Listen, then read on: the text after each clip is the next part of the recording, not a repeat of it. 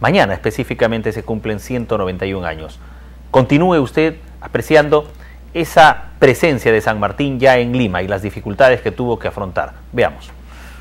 El intento de resistencia de los realistas resulta inútil, pues no disponen de víveres y municiones para soportar el asedio. El 16 de septiembre se retiran, perseguidos por las Heras, y la fortaleza cae en manos de los patriotas. Esa es una campaña ejemplar, en la que sin disparar un tiro derrotó a un ejército más importante que el de él y se tomó esta fortaleza donde había centenares de cañones y grandes depósitos de armas. Eso le da apoyo por parte de tropas que estaban allí en el Callao y también armas.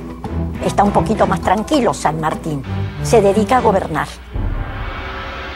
Una vez declarada la independencia, San Martín recibe el título de protector del Perú.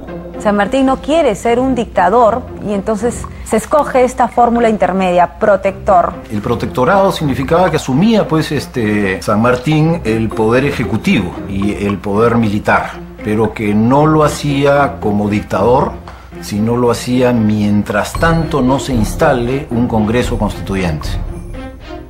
La reforma política llevada a cabo por San Martín durante su gestión se tradujo en una serie de medidas sociales que apuntaban a crear una nueva identidad. Otorga la ciudadanía peruana a los indígenas. Tal decreto diciendo que a partir de ese momento no eran indios, indígenas ni naturales, eran ciudadanos peruanos. Por el otro lado tiene otra medida hacia el sector de los esclavos. Se dice que a partir del 28 de julio nadie nace esclavo en el Perú. Él convoca el concurso del cual sale el himno nacional, que es el himno nacional que cantamos hasta el día de hoy. Él es el creador de la bandera, crea una nueva bandera para el Perú. La obligatoriedad del colegio secundario, una cosa completamente novedosa. Forma la primera escuela normal, organiza la Biblioteca Nacional, un conjunto de disposiciones que a lo que van es a tejer la estructura básica del Estado peruano. Sin educación, afirmaba San Martín como Bolívar, no hay libertad en los pueblos.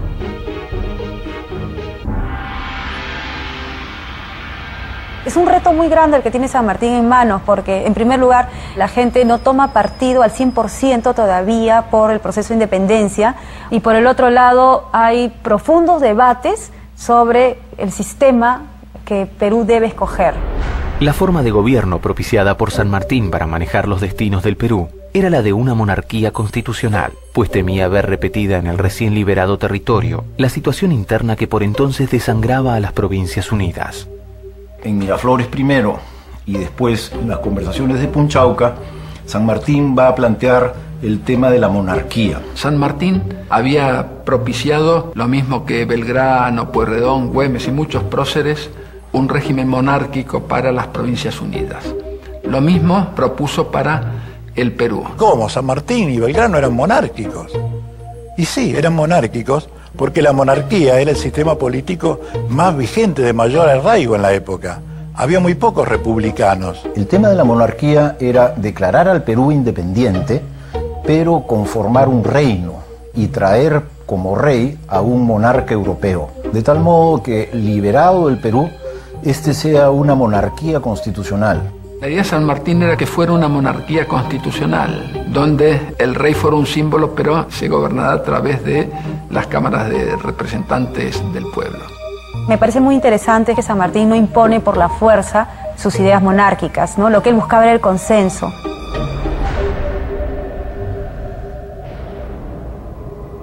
Al iniciarse 1822, las fuerzas realistas que ofrecían resistencia en América se encontraban asentadas en el Alto Perú, al mando del general Canterac, y en la presidencia de Quito, comandadas por el general Aymerich.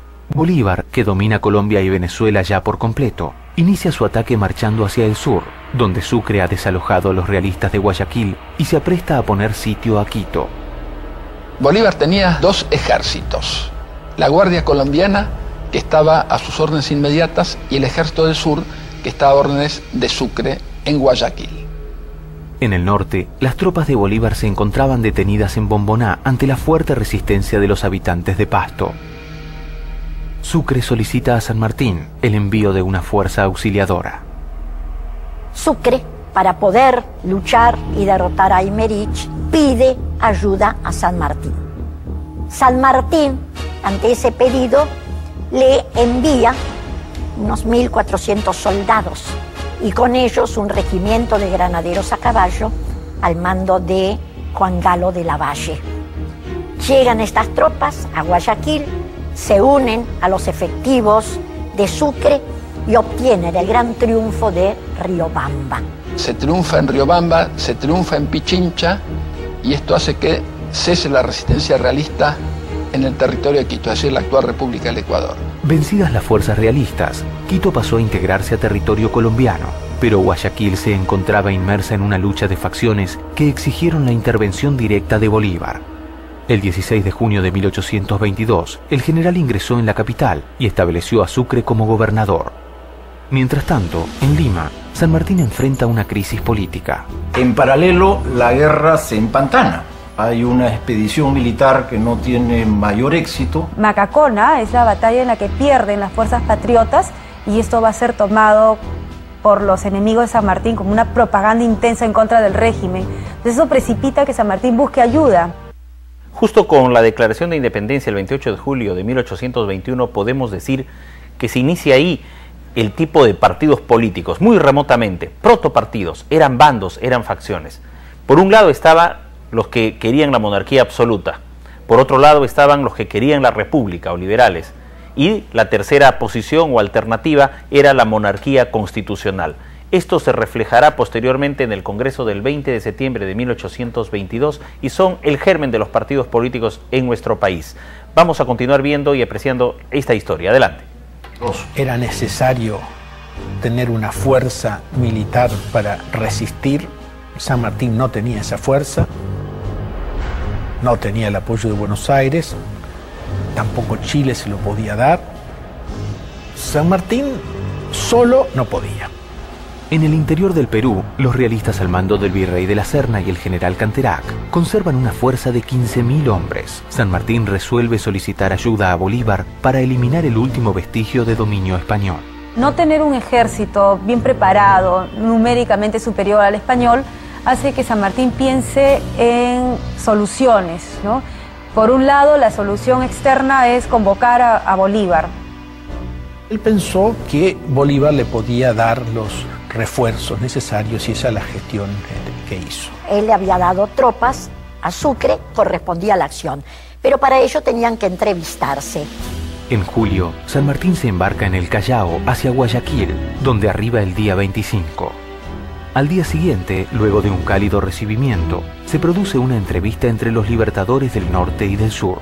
La entrevista con Bolívar se produce en un momento especial. El momento es cuando Bolívar ha obtenido una importante victoria militar, Pichincha, que le permite liberar el actual Ecuador. En ese marco, ¿no?, tanto del éxito brillante militar de Bolívar y la discusión de la peruanidad de Guayaquil, se lleva a cabo la entrevista de los dos libertadores. La reunión en Guayaquil son el 26 y 27 de julio de 1822.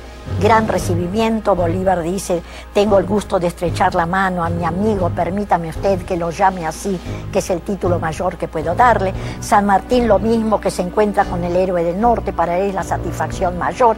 Es decir, elogiosos los términos que se dedican. San Martín le ofrece a Bolívar ser su segundo, en un reconocimiento de que quien tenía la posición fuerte en ese momento era Bolívar. San Martín se da cuenta que las circunstancias, que la coyuntura política demandaba a Bolívar. San Martín le ofrece servir él como segundo a sus órdenes, pero Bolívar no acepta. Para Tomás Guido esto es un golpe muy fuerte y él le explica a Guido que no hay lugar para los dos en América. Bolívar y San Martín eran dos personajes geniales. Tenían la misma pasión por la independencia y los mismos objetivos, pero eran dos personalidades totalmente opuestas. Así que es muy posible que no se hubieran entendido si hubieran tenido que actuar juntos. La visión tradicional dice que San Martín es un tipo modesto y más bien la idea es que San Martín cede su protagonismo ante Bolívar. San Martín era un hombre consagrado al tema de la independencia. A eso sacrificó honores, fortuna, familia, salud. Él era un hombre destino, un hombre misión. Él le interesaba la independencia, no los honores. Sí, Bolívar era más ambicioso, más soberbio que San Martín, sí, bueno, pero estas son características psicológicas los personajes. Yo creo que ahí había una relación de fuerzas y San Martín lo reconoció y nunca le guardó rencor a Bolívar, tanto que cuando murió en Boulogne-sur-Mer, en su cuarto, están las imágenes de Bolívar y de Napoleón. San Martín nunca dijo nada que pudiera expresar un pensamiento condenatorio con respecto a Bolívar.